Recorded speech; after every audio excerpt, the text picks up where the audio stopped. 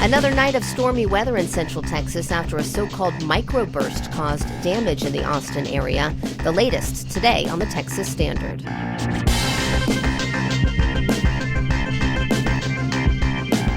Texas Standard is a production of KUT Austin, KERA North Texas, Houston Public Media, and Texas Public Radio in San Antonio. I'm Laura Rice. The Texas legislature is set to end its regular session on Monday. An analysis of the cooperation between the House and the Senate. Rare earth minerals are being wasted when you toss out an old phone or TV. Research in Texas could change the disposal process. Texas Tech just won its first ever game in the Women's College World Series. We'll introduce you to the first softball player making $1 million a season in NIL deals. Plus, it's Friday, so how about a little music? We'll have that and a whole lot more today on the Texas Standard. A high of 79 today in Midland, 88 in Houston, 98 in Laredo. It's the Texas Standard for Friday, May 30th. I'm Laura Rice. Another wet day in the forecast for much of Texas, and rain and thunderstorms expected to continue on and off through the weekend, including in central Texas, where as of Friday morning, close to 20,000 Austin Energy customers remained without power. The worst of it came through late Wednesday in what weather watchers are now calling a microburst. Straight-line winds of up to 85 miles per hour with a path about 10 miles long and up to 2.5 miles wide. That's according to the National Weather Service. Trees fell and panels blew off at the UT Austin baseball stadium. Just one example of the damage. The other part of the equation was rainwater, a lot of it, and coming down quickly. One person was killed in flash flooding and several others were rescued. For more, we're checking in with Austin-Travis County EMS Division Chief Paul Mallon. Chief Mallon, welcome to the Texas Standard. Good morning. Thanks for having me. Well, talk to me. I guess the latest I've heard from the weather folks is microburst. Is that what you've heard, and what did we see of that? Yes. Back on Wednesday, on the 28th, we got a walloping here in the Austin area with a heavy rainfall event. It hit us hard and fast and created a bunch of flooding events for our community. And so what was the wind damage, or was the flood damage the biggest part of it, or really the combination of the two? It's exactly that, the combination of the two. So we had folks that were, we had incidences of folks hiding underneath gas station pumps, maybe to protect their car from hail, and then the awning of the pump falls over onto those vehicles. Luckily, on that one incident, it didn't produce any patients. We also had several flooding events. We dealt with 9 that evening, so and unfortunately one fatality. So the flash flooding really caught many off guard.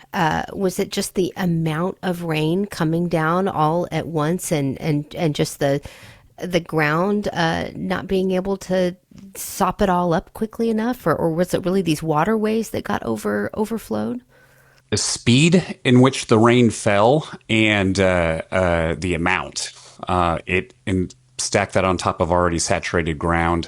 It really set us up for this big flooding event. It was mostly focused in the north central part of the city. And the other thing that complicated it is at the tail end of rush hour, lots of folks are still out on the road.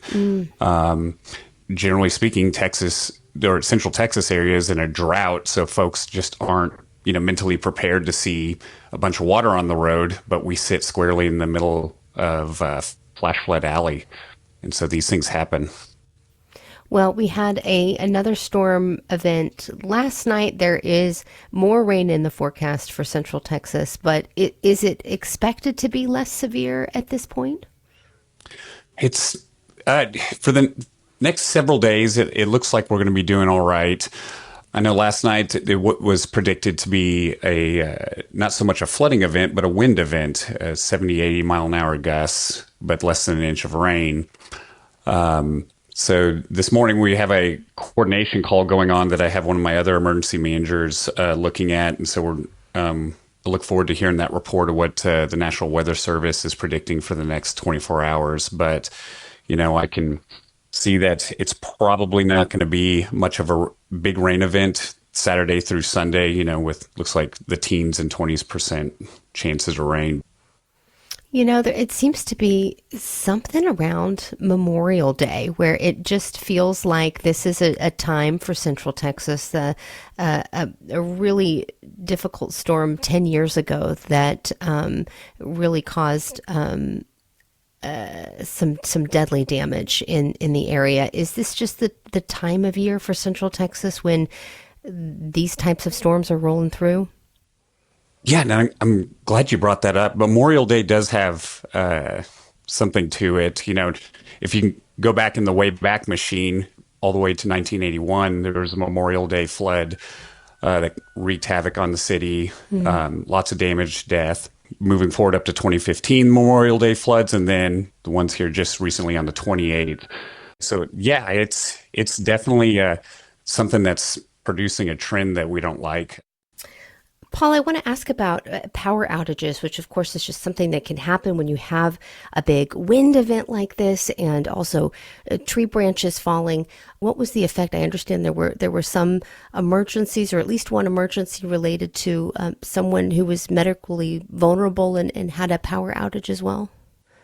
We get really concerned about our medically fragile folks that are at home, dependent on machines and, of course, power. So a big one is ventilators. So we actually had someone who needed help. They called 911 after they lost power to report they had a home ventilator. We were able to connect with the Austin Fire Department, Station 50, who was able to get a generator out there, and we were able to keep that person at home. We've been speaking with Division Chief Paul Mallon of Austin Travis County EMS. Paul, thank you so much again. Thank you for having me.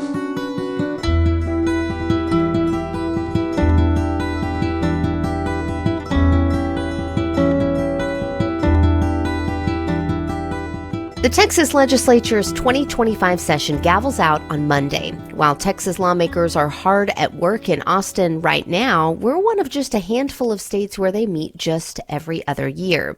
That means all 150 state representatives and 31 Texas senators have a whole life and often a whole career outside of the state house. So who are these people representing us in Austin? The Texas Newsroom's Nina Banks spoke to Senator Adam Hinojosa of Corpus Christi, one of 3 newcomers in the state Senate this year. Hinojosa's win was part of one of the state's biggest stories out of the 2024 election.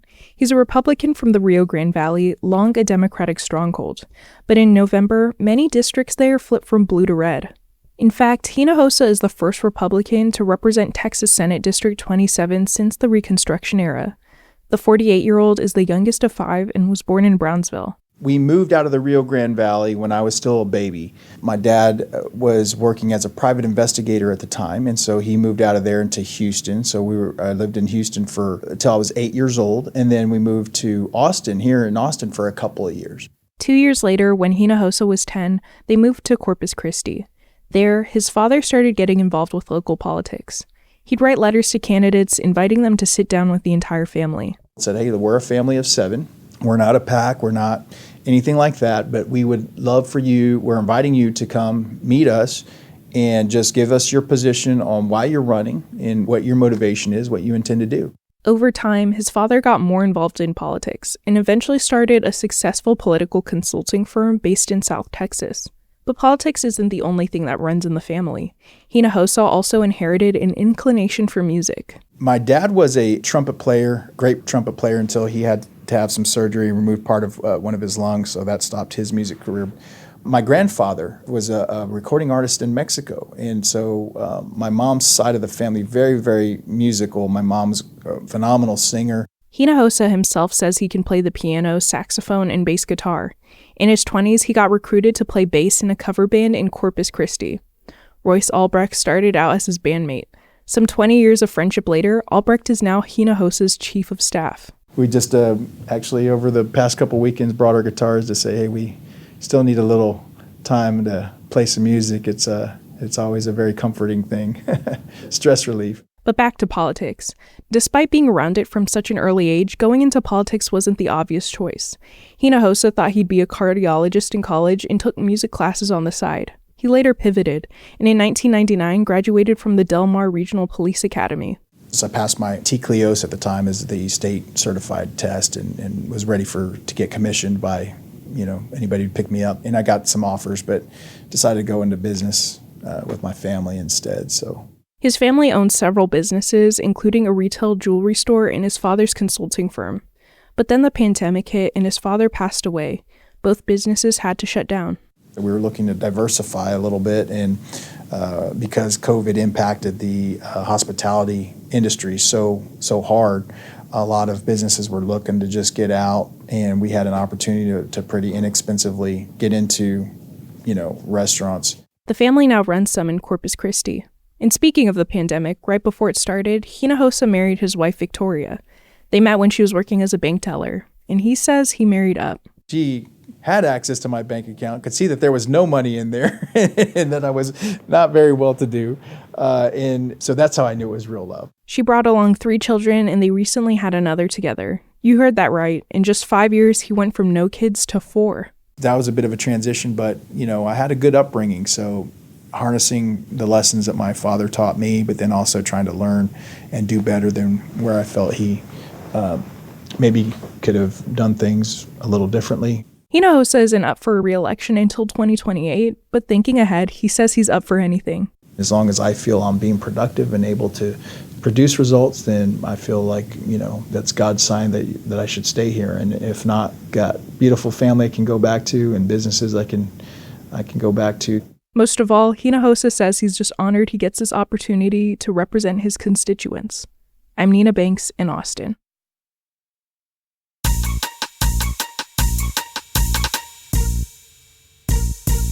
Wells Dunbar is watching the talk of Texas for us. Happy Friday, Wells. Happy Friday to you as well, Laura. Well, sticking with the weather a little longer, the first tropical storm of 2025 has formed in the Pacific Ocean off the southwestern coast of Mexico. It's been dubbed Tropical Storm Alvin, and it's the first named storm in the northern hemisphere this year. Predictions for the Atlantic hurricane season expect an above-average season with roughly 13 to 19 storms, 6 to 10 of which are expected to be hurricanes.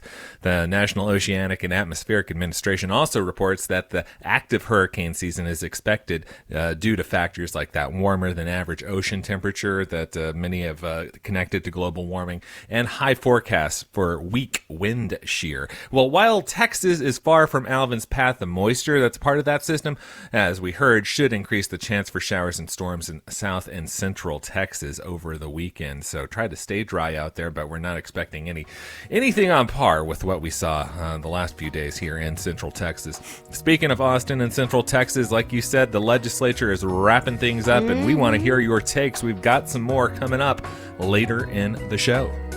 And just ahead, that phone or computer near you contains some rare earth minerals that are rare. Better ways to dispose of them from Texas researchers coming up. Business and your money on the Standard. I'm Laura Rice. An update now to a story we highlighted on the program yesterday in our conversation with tech expert Omar Gallaga. A bill that would have banned minors from using social media in Texas will likely not move forward after missing a key deadline. As the Texas Newsroom's Lucio Vasquez reports, the measure would have created one of the nation's strictest efforts to limit minors' access to social media. House Bill 186 would have required age verification for all users and forced platforms like Instagram and TikTok to remove accounts at a parent's request. The bill passed the House last month but stalled in the Senate, effectively killing it. Lawmakers could still try to revive the proposal by tacking its language onto another bill, but that's unlikely. Earlier this week, Governor Greg Abbott signed a similar measure into law that'll require app stores to implement age checks and parental controls for minors. That law takes effect next year. The legislative session wraps up on Monday.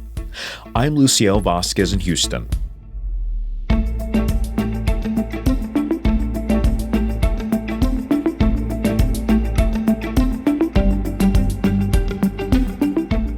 and you're listening to the Texas Standard. I'm Angela Kocherga. When you throw away a gadget, say an old smartphone, tablet, or TV, you're not only discarding aluminum, glass, and plastic, but something far more valuable. The rare earth elements, or REEs, that go into modern devices can be recovered and used again. That's what researchers at Texas A&M say, and they have won a grant from the U.S. Department of Energy to study how to reuse these elements efficiently and affordably. Dr. Jenny Chu is an associate professor of mechanical engineering at Texas A&M, and she's a leader of the project team. Professor Chu, welcome to the Texas Standard. Hi, thank you. Well, let's start by telling us, what are rare earth elements and how are they used in technology products? Okay, so for rare earth element, actually, they are some special elements, including lanthanides, scandium, and some essential materials for electronics, magnets, and clean energy technologies. So particularly in a lot of hard drives in our laptops, it contains the neodymium based magnets. So they are the strongest permanent magnets available. So you mentioned the drives, and it's also smartphones. What other kinds of devices use rare earth elements? So especially those devices containing permanent magnets. If they demonstrate some permanent magnet properties, actually they are also widely used in wind turbines, electrical vehicles, data storage devices. So those electronic devices, they contain a large amount of rare earth elements than the other devices. But up to now, it's been very challenging to extract these materials from devices people no longer need. Why is that, and how does your team's research hope to change this? This is because most traditional separation techniques like precipitation, ion exchange, electrochemical, or solvent extraction, those traditional methods face challenges. Usually, they demonstrate very limited selectivity, and they require high costs. They also generate secondary waste, pose significant environmental risks. So that's why our team developed a new method using mesoporous carbon form to extract those rare earth elements from electronic waste-based solutions. So for those of us who aren't part of the research and not necessarily scientists, explain how that process works in kind of layman's terms. So actually for our 3D carbon porous form, we didn't use traditional materials like used in ion exchange membrane. We developed nanomaterial-based novel porous structures. And those materials can demonstrate more efficient, more selective rare earth element recovery from the rare earth element solutions, with significantly reduced cost and significantly reduced processing steps. Oh, interesting. So a novel way to do this and reduce cost and the whole processing, all those steps. You've received funding for this research from the Department of Energy. Can you talk about the national security implications related to rare earth elements? For example, many of them are sourced in China, correct? Yeah, that's true. So right now it's very difficult time because in United States, although we do have some rare earth element mining resources, due to those strict regulations and high refining cost, actually it will result in our heavy reliance on rare earth element imports. So right now, actually, due to the supply chain disruption, it's difficult for us to get those rare earth elements in a large amount. So it makes the fabrication of those electronic devices like wind turbines, electrical vehicles difficult because we need a lot of rare earth elements. So right now, that's why we would like to use a new method to recover rare earth elements from electronic waste instead of from those rare earth mining resources. To reuse that material that's already being discarded. Yes, exactly. So this is an uncertain time for federal grant funding. Are you confident that your project will go forward as planned? Yes, we are very excited. We are looking forward for the DOE supported project. So we are trying to use the proposed research methodology and try to harvest more material. We are trying to scale it up our method, scale up our method to get a more valuable rare earth elements from the otherwise e-waste materials. So you're confident about the grant funding, and your challenge now is to scale this up. So what do you envision in the future as you move forward? I think the most important thing we could do right now to overcome this supply chain disruption is to develop a new method using cutting edge research like nanotechnology, like the sustainable manufacturing method to develop new materials for the critical material harvesting. Dr. Jenny Chu teaches mechanical engineering at Texas A&M. Thank you so much for your time, Dr. Chu. Thank you.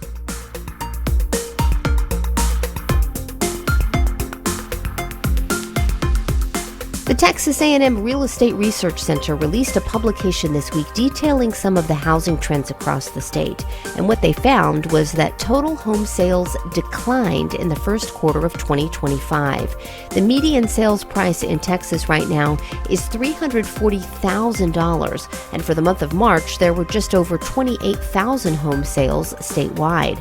Part of this slowdown is due to mortgage rates, which currently sit between 6.75% and 7%. Making it more expensive to actually own a home. At the same time, though, there's also been a flood of new options for those looking to buy. For the first part of this year, new listings were up more than 13% compared to last year. And according to the Real Estate Center, quote, inventory has reached its highest level since 2016. And apparently a lot of this growth is happening with entry-level homes, which are homes priced under $300,000. Right now, entry-level homes account for more than a third of all listings on the market. This is why the Real Estate Center is expecting inventory to expand and, quote, push availability to new highs. And because of all this, sellers are cutting prices. We'll be tracking more housing news here on the Texas Standard, and you can follow us on Facebook, Instagram, and Blue Sky for more updates. And if you ever miss a program, you can always find us wherever you get your podcasts.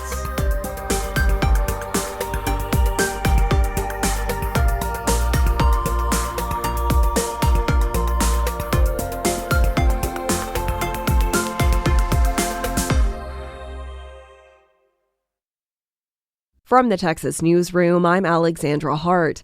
Two bills that could decrease Texans' property taxes will soon head to Governor Greg Abbott's desk. Senate Bill 4 raises the homestead exemption from $100,000 to $140,000. Senate Bill 23 goes even further, upping the homestead exemption even more for disabled homeowners and people over 65. Senator Paul Betancourt, a Houston Republican, is the sponsor of both measures. That means 2 million of those homeowners get $933 per year for the rest of their lives. Governor Abbott will have to sign both pieces of legislation, and they will need voter approval in November to go into effect. For the first time since 2019, the Texas legislature is sending a bill to Governor Abbott that will increase public school funding. The Texas Newsroom's Blaise Gainey reports. The school funding package will provide several things, from a $55 increase to the basic student allotment, enough money to help schools offer full-day pre-K free of charge, to pay raises for the state's public school teachers. More specifically, teachers in districts with up to 5,000 students and those with 3 or 4 years of experience would receive a $4,000 raise, while teachers with 5 or more years of experience in districts that size would get an $8,000 pay raise. But if their school district is larger, even by just one student, it's less. Those more junior teachers would receive $2,500 raises and $5,000 boosts for teachers who've been in the classroom 5 years or more. I'm Blaise Gainey in Austin. The Atlantic hurricane season officially opens on Sunday. Texas Public Radio's Brian Kirkpatrick looks at how some of nature's biggest storms are named. The World Meteorological Organization reports 6 alphabetical lists with 21 names each are reused every 6 years. There are backup plans if those lists are exhausted. Once composed of only female names, that changed in 1979 and now are alternated between female and male names. The names of deadly or costly hurricanes are retired to show sensitivity and avoid confusion. This hurricane season is expected to be above average in activity, including up to 5 major hurricanes. I'm Brian Kirkpatrick in San Antonio.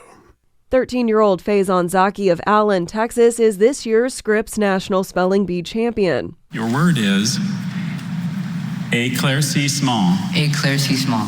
ECLAIRCISSEMENT.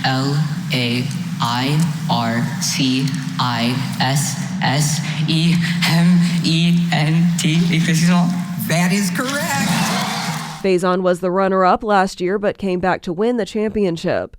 I'm Alexandra Hart from the Texas Newsroom. You're listening to statewide news from public radio stations across Texas. This coverage is only possible because of support from listeners like you. You can help sustain and grow Texas news coverage by donating to your local public radio station today.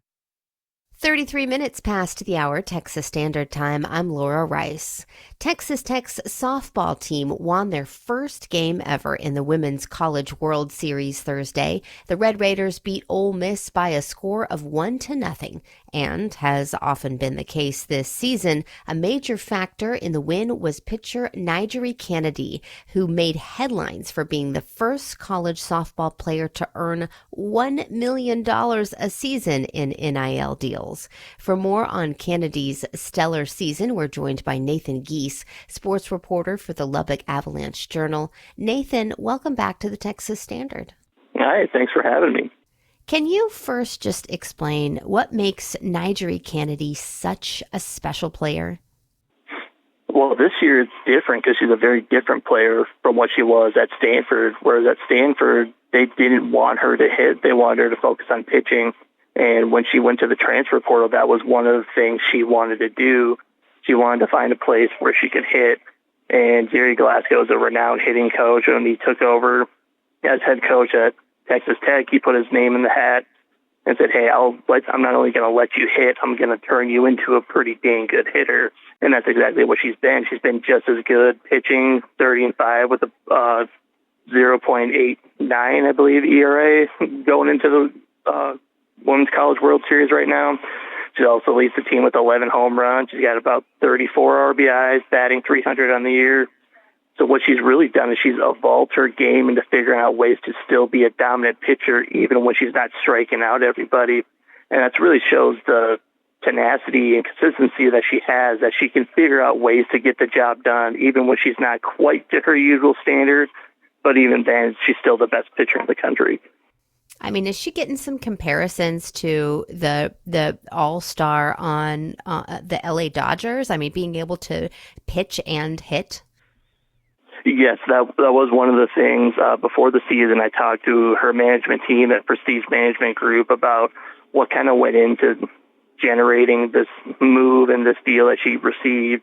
And they said they wanted her to be the Shohei Ohtani of women's college softball. And that's kind of what she is. Now, the numbers hitting-wise, they're not quite where they would want them to be, again, because of that injury. Mm-hmm. But when she is healthy and batting, she is just as good as any hitter out there. She's got a lot of power. She's able to go to the opposite field, driving out home runs. And she's able to do both things so well that teams have to respect both aspects of that.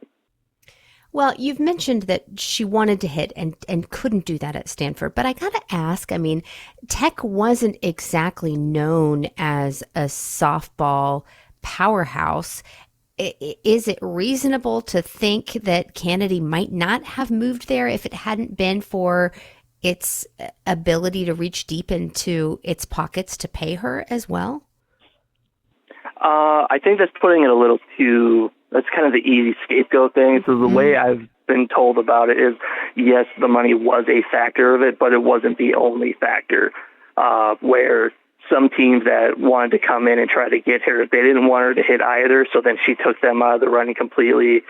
Whereas she did kind of want to go back to Stanford, but it did come down to, am I going to be able to hit?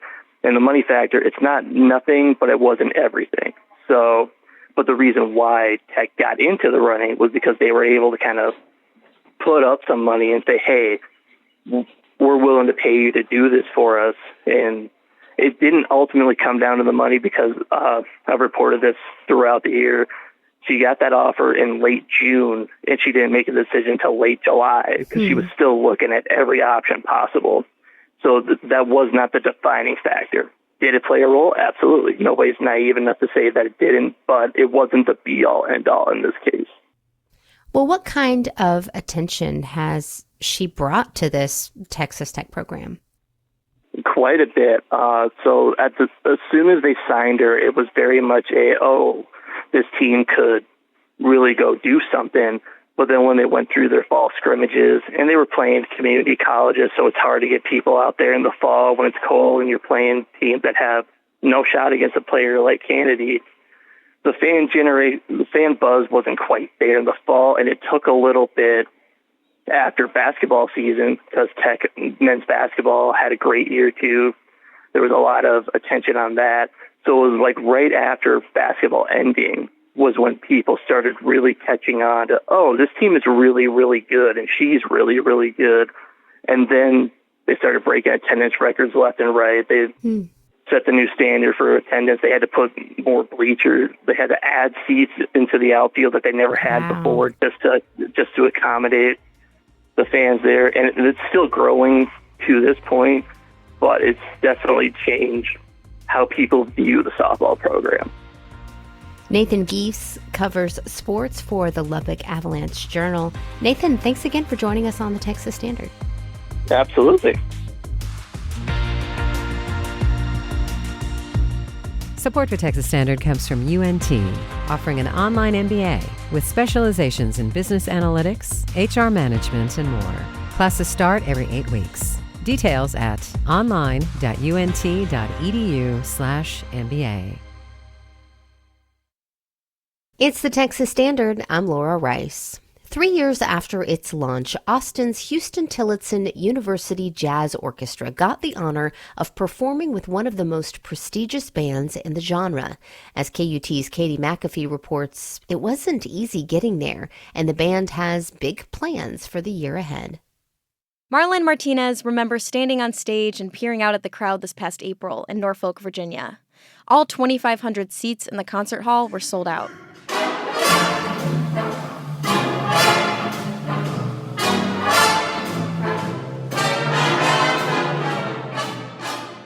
It was a short set, but Martinez put everything she had into it. I was definitely hungry after, because I was like, put all my energy in there. Me too. Martinez plays the baritone sax with the Huston-Tillotson University Jazz Orchestra. Out of more than 100 historically black colleges and universities across the nation, only 12 were selected to attend the residency with Wynton Marsalis in Virginia. And for those unfamiliar, he's truly one of the greatest trumpet players out here, for real. He's played with so many of the great legends that we've heard from, and he himself is a legend. Some of you have heard Marsalis play every week for decades. He's the musician behind the CBS Sunday morning theme song. At the April residency, 2 schools were selected to perform before Marsalis' jazz orchestra, including Huston-Tillotson University. Martinez says it was the experience of a lifetime. It's a crazy opportunity. It's an enriching opportunity, and it's definitely something that, you just can't get anywhere. And that's partly because 3 years ago, when Martinez was a freshman, Huston-Tillotson's jazz program was just getting started. That's when Jeremy George took a leap of faith and left his job teaching music on the high school level to be Huston-Tillotson's director of jazz studies. Before I moved here and took this job, I didn't know anything about Huston-Tillotson University. I was over in Florida, I work at Huston-Tillotson. This job opening where? Where is it? Let me look that up. In Austin? Oh, okay. Since developing the jazz program, George realized even some people in Austin don't know about Huston-Tillotson. It's a small 3-block campus on the city's east side. There are only about 40 music majors out of about 1,000 students. The music department is more of a music hallway. George was over the moon when he found out his students were selected to play in Virginia. But being a small school, it was also stressful. They needed to raise $30,000 to make the trip happen. A lot of schools, they have travel budgets. We don't have the same resources. We don't have huge pots of money that we could just say, oh, okay, we're going on a trip. We had to fundraise every dollar. George was making calls to anyone that would donate money to the trip. Seriously, anyone. I called my mom. I said, Mom, anybody that, businesses, different things like that. They made it work. Every student got to fly to Virginia. It was the first flight some students had ever been on. And they didn't come back empty-handed. our piano player, he got most outstanding pianist. We got most outstanding bass, most outstanding drummer, most outstanding clarinet, and most outstanding sax section. That most outstanding piano player is Josh Lister.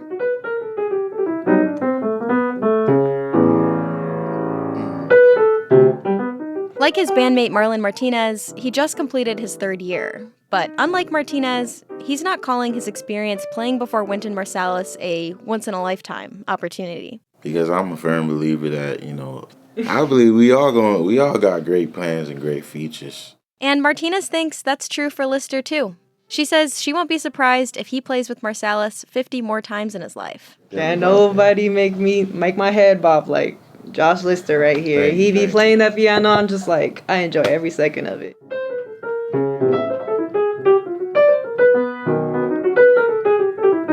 Both of them will soon get the opportunity to perform on a massive stage again. And people in Austin who maybe haven't familiarized themselves with Huston-Tillotson will get a chance to hear them too. In October, the Jazz Orchestra will perform at one of the city's most sought-after stages, the Austin City Limits Music Festival. I'm Katie McAfee in Austin.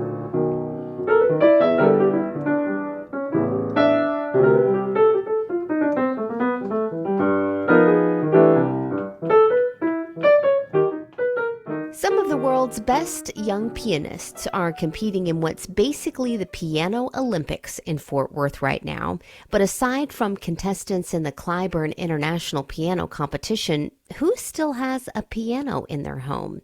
KERA's Marquita Fornoff dove into that question and learned how the piano's role in American life is changing. Van Clyburn, Chopin Ballade No. 3 in 1959. John Suter is showing off the Steinway Spirio grand piano in his Fort Worth home. It's a souped-up acoustic player piano. There's a computer built into the board, and it's connected to the Steinway server in New York. So I have access to what anything Steinway has. Live concerts come through my TV and come out, I watch it, and it comes through here. The intellectual property lawyer is one of a dwindling number of Americans buying new pianos. The acoustic piano was once a fixture in middle-class homes. More than half the pianos in the world were made in the United States. But that was back in 1896.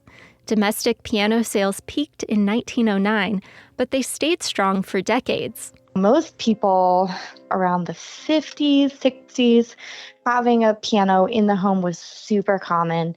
Everybody did it. It was like a primary source of entertainment. That's Hannah Beckett. She's a piano technician and editor and publisher of Piano Buyer Press. Around the 70s and 80s, that started to change. Radio and TV, rock and roll and electronic keyboards all chipped away at the piano's foothold. Last year, fewer than 18,000 acoustic pianos were sold in the U.S. Digital pianos are more popular. 188,000 were sold here last year. So who's in the market for acoustic pianos? Professional musicians, concert halls, and music schools. Carol Leone is chair of piano studies at Southern Methodist University. She says Americans are still studying piano, but there are fewer of them, and there's more interest from Asia. It's been traditionally strong in Eastern Europe and Russia, and it continues to be. But I think that in Asia, it's culturally very important. Musical achievement is important, and therefore music education is important. And of course, families still buy pianos. And often, when kids' interests shift to other instruments or sports, they sell them. Eleonora Grachowska lives in Frisco. I purchased this piano probably 10 years ago because my daughter, she wanted to learn how to play the piano. And when we reached out to a piano teacher, she said that she would not accept us as students if we only have keyboard. Grachowska listed her Yamaha Baby Grand for $10,000 on Facebook Marketplace. This piano was, since then, the most expensive piece of furniture in my house. And now, since she moved to college, I decided I was going to sell it, which would help me, pay some of her tuition. It's hard to track exactly how many instruments are changing hands via online sales. But these exchanges keep Diane Bolton busy. She and her husband Gordon own Piano Movers of Texas. The company moves about 1,600 pianos a year. Most are family heirlooms. Clients might be downsizing their home, upgrading their instrument, or storing it temporarily. Whatever the reason, moving a piano can be emotional. Pianos are more than instruments. They're family members and they're memories. Suter agrees. Yes, he bought that fancy new Spirio, but he also kept the 1922 Steinway that he and his siblings took lessons on as kids. I'm Marquita Fornoff in Dallas.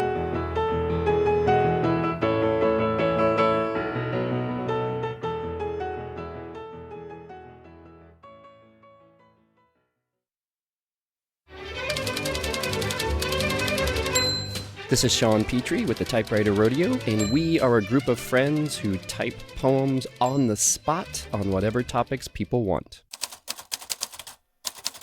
Barton Springs for listener Callie. I do not need ice cream. I do not need a good book.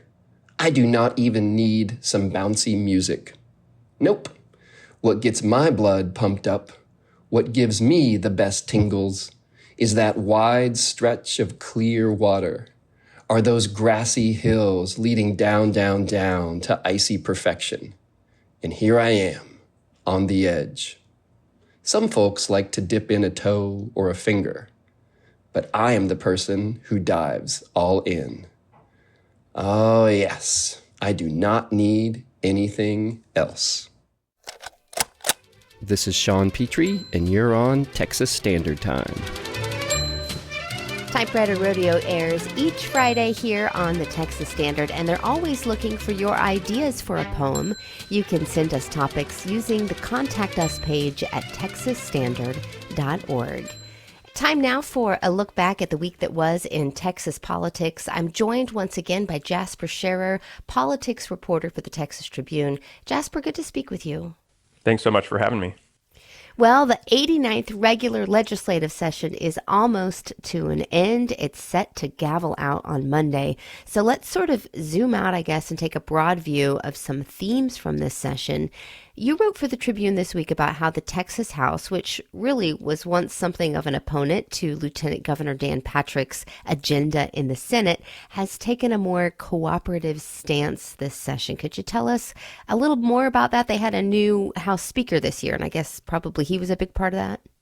Yeah, I think this was kind of the story of this session in a lot of ways. And as you alluded to there, the House has been a bit of a thorn in the lieutenant governor's side. You know, he's the presiding officer of the Senate, and he has always had very little trouble driving his extremely conservative agenda through that upper chamber. But it's just always a question of how much of that can he sneak through the House, which also tends to, you know, it's Republican controlled, very conservative as well. But it's sort of been the kind of the stopgap, the choke point for some of the most ambitious conservative bills. And this session, new Speaker Dustin Burrows, conservative Republican, who has really aligned with a lot of the lieutenant governors, kind of, they're very similar ideologically, at least more so than maybe some of Burrows's predecessors.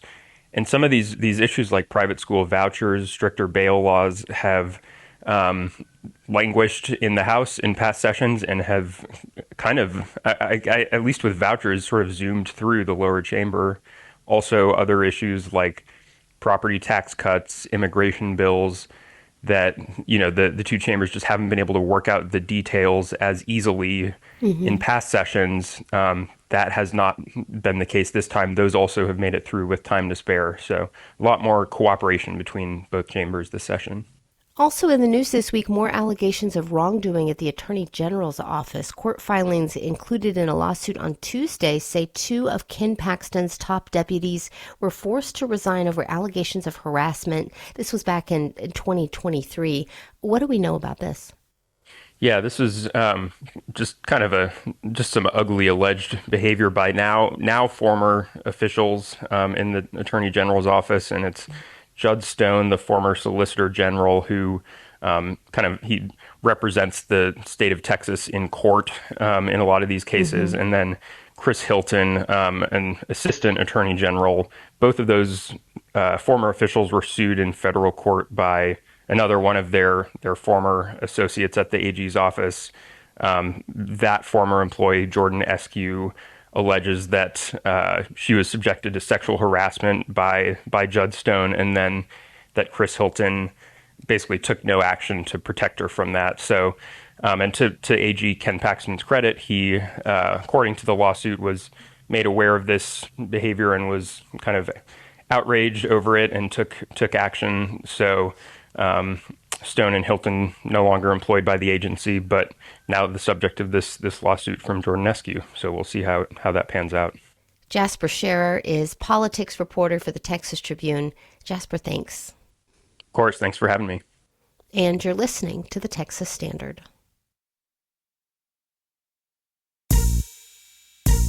THC has been found to medically assist those in chronic pain. I hate to see them being thrown out to the wolves. Well, it is time to check in with Wells Dunbar for the Talk of Texas, and it sure sounds like some Texans are talking already. We already heard from one listener. Wells, what's their story? Yes, that was one of our listeners, Noelle Rosenbaum.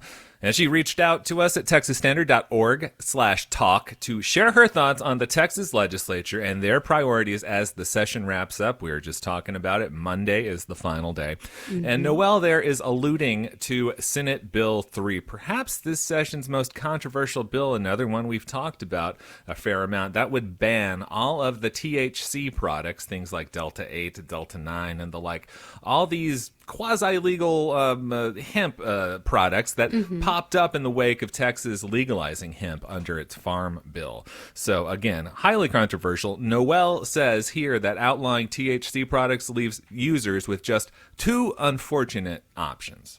Having to either become addicted to medications and or reach out to others and perhaps get themselves in severe problems due to the need for the use of THC. So, of course, here, Senate Bill 3, not law just yet. That is up to Governor Greg Abbott, who has the option to sign it into law or veto it. And again, this is a topic that's really resonated with folks this legislative session. And I will say this is the topic we've gotten the most tape about at texasstandard.org/talk. So we would love to hear your thoughts here as the legislature hits the finish line, what you think about their performance, what you think about the priorities they have put into place this session.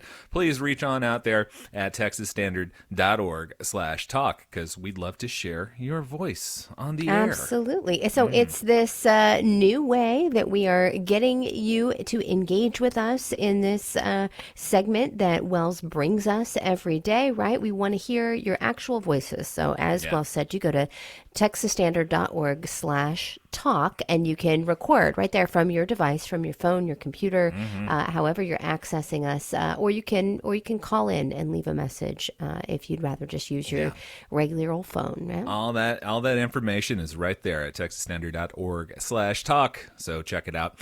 Well, let's talk about the ledge for a few moments here. Okay. There are a couple bills left that might squeak it out here. Senate Bill 17. This is another controversial bill. It bans the sale of Texas property to certain people from China, North Korea, Russian, Iran.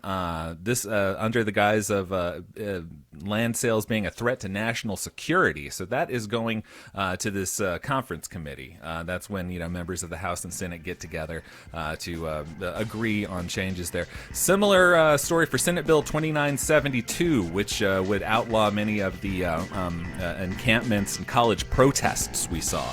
So will that one make it over the finish line? Remains to be seen, but they don't have much time, Laura. Wells Dunbar will be watching. Special thanks to Jake Perlman for manning the board as our technical director this week. And thanks to you, dear listener, for tuning in. We'll see you back here next week. Philanthropic support for Texas Standard comes from Casey and Scott O'Hare, the Winkler Family Foundation, Lynn Dobson and Greg Woldridge, Adrian Killam, and the George Huntington family. Would your company or organization like to be a sponsor as well? Contact your local station for opportunities within your community. For statewide sponsorships, visit TexasPublicMediaNetwork.com.